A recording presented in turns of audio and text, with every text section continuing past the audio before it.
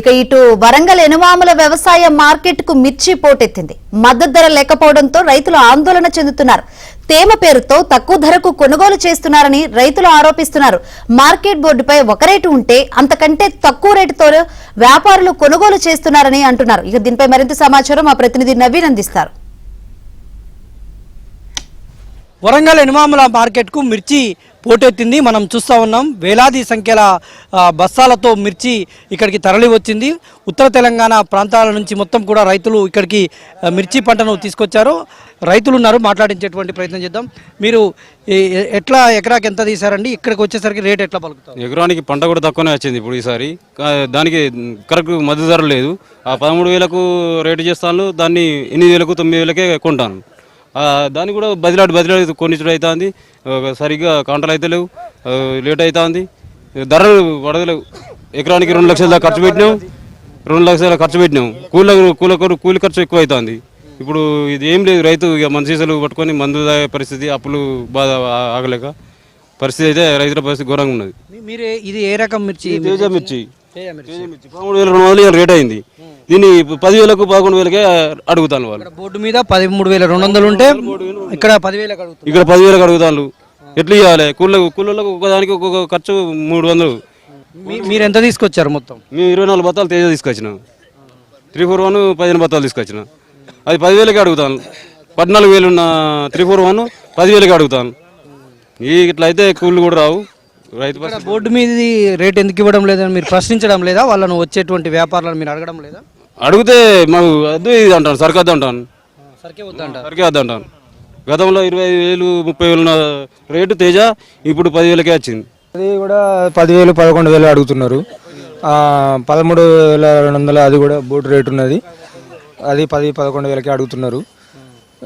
చాలా రైతు పరిస్థితి మరీ ఘోరంగా మారింది. మార్కెట్లోకి వచ్చినా కూడా ఎవరు దిగటం లేదు. ఎంత మంచి సరుకు తీసుకొచ్చినా కూడా అదే రేటు తీసుకుంటున్నారు. అయ్యో ముందు మిర్చి పంటలు వేయాలన్నా కూడా రైతుకు చాలా ఇబ్బంది ఏర్పడుతుంది. చెయ్యరు కూడా. ఇక మీరేం చెప్తారని ఏం తీసుకుంటారు?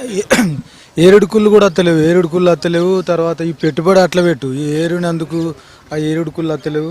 పోయినసారి 100 తెస్తే 30,000 దాపుకుండే, ఇప్పుడు 10,000కు కూడా అంతలేరు వాళ్ళు. అంత పరిస్థితి ఘోరంగా ఉన్నది. అసలు రైతులు ఉంటాంటే ఇట్లే ఉంటాంటే ఈ మిర్చి ఏది పండియాక తన సొంతంగా పండించి అప్పుడు వాళ్ళ వరకే సరిపుచ్చేటట్టు తయారవుతున్నాం రైతులు కూడా. ఇక ఎందుకు ఈ పరిస్థితి ఎందుకు వస్తుంది?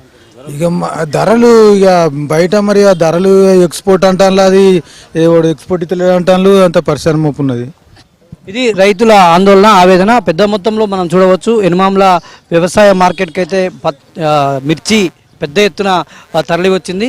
అయితే తేజ రకం మిర్చికి ఇవాళ 13,200 రేటు ఉన్నా కూడా అంత కొనుగోలు చేసేటువంటి వ్యాపారులు అంతకు పెట్టడం లేదు.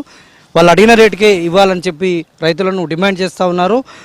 10,000 8,000 ఈ విధంగా వాళ్ళు వ్యాపారులు చెప్పిన రేటుకే కొనుగోలు చేయాలని అనడంతో ఇక్కడ అధికారులు కట్టడి చేసేటువంటి పరిస్థితి కూడా లేదు.